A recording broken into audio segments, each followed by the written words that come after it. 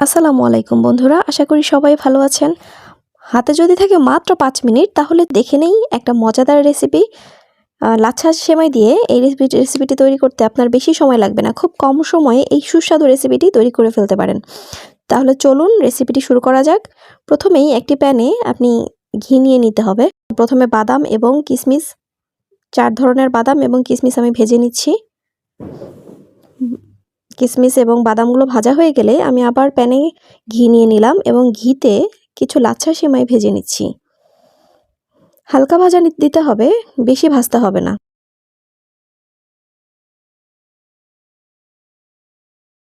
সুন্দর করে ভেজে নিলাম। ভাজা হয়ে গেলে আমি প্যানে নতুন করে প্যানটা নিলাম এবং প্যানে কিছুটা দুধ দিয়ে দিলাম। আমি 1 কেজি দুধ নিয়েছি। দুধের ভিতর দিয়ে নিচ্ছি চিনি এবং গুঁড়া দুধ। সাথে নিব আমি কিছুটা কর্নফ্লাওয়ার নিলাম।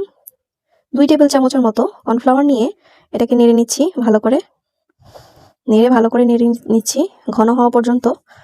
এরপরে আমি কিছুটা ফুড কালার দিয়ে দিলাম। আপনাদের কাছে চাইলে ফুড কালার না থাকলেও আপনি জর্দার রঙও দিতে পারেন। এবার দেখুন ঘন করে নিলাম। চলুন এবার ডেকোরেশনে।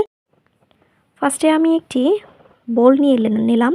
বোলের ভিতর প্রথমে কিছুটা সেমাই নিচ্ছি। ডেকোরেশনটা একটু দেখলেই বুঝতে পারবেন। এর উপর নিয়ে নিচ্ছি দুধের মিশ্রণটি।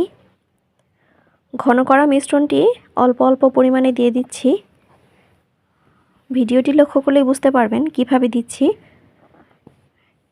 একটু বেশি করে ঢেলে দিচ্ছি।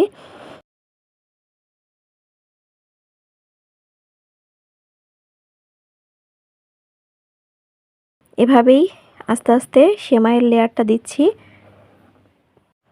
এভাবে লেয়ারে একবার দুধের মিশ্রণ দিচ্ছি আর একবার সেমাই দিয়ে দিচ্ছি। দেখুন এরপরে আমি ড্রাই ফ্রুটগুলো ডেকোরেশন করে দিচ্ছি। ভেজে নেওয়া ড্রাই ফ্রুটসগুলো ডেকোরেশন করে দিতে হবে ঠিক ভিডিওর মতো করে। আপনাদের কাছে পুরো ভিডিওটা কেমন লাগলো দয়া করে কমেন্টে জানাবেন। যদি ভালো লাগে তাহলে পাশেই থাকবেন, সাপোর্ট করবেন। আমার কাছে কিন্তু দারুণ লেগেছে। যদি হাতে অনেক কম সময় থাকে তাহলে এই সেমাইটা তৈরি করে ফেলতে পারেন। খুবই অসাধারণ লাগবে ইনশাআল্লাহ আপনাদের কাছে। ভালো থাকবেন। আল্লাহ হাফেজ।